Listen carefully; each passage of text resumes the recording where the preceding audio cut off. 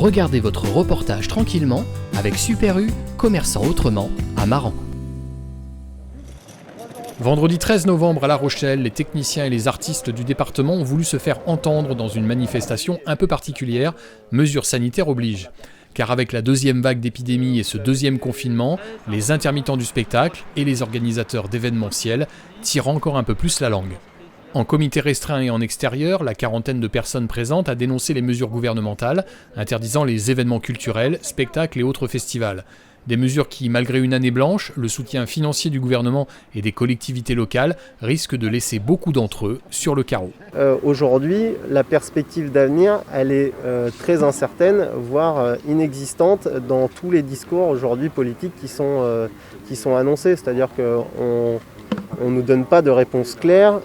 Financièrement, on est très loin de ce qui avait été annoncé au départ, qui était de dire que chacun serait aidé à la hauteur de ce qu'il pouvait attendre s'il n'y avait pas de Covid. Aujourd'hui, on a des boîtes qui ferment, on a des techniciens qui ne peuvent plus payer leur loyer. Accessoiriste, chef armurier, armurier. Aujourd'hui, c'est un appel par l'intermédiaire d'un syndicat qui s'appelle le CGT Spectacle.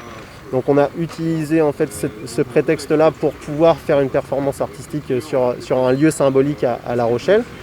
Mais nous, dans l'idée, en fait, c'est de pouvoir mobiliser le monde du spectacle dans une perspective de mobiliser une interprofessionnelle plus tard pour tous les secteurs qui sont touchés par cette crise sanitaire.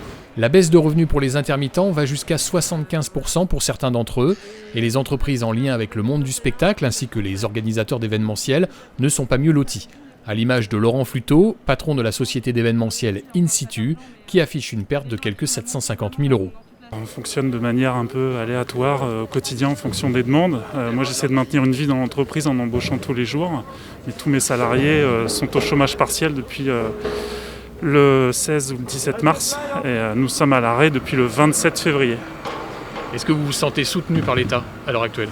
Alors c'est à titre personnel, notre profession elle est quand même soutenue par tous les syndicats, les organismes qui les représentent au niveau national, qui font pression sur nos pouvoirs publics pour nous prendre en considération, nous et notre secteur qui représente à peu près 400 000, 450 000 emplois, ce que je disais à l'instant, 330 000 emplois directs. Donc on fait un peu pression sur les organismes publics, les députés en local, les maires en local, les comités d'agglo, les régions.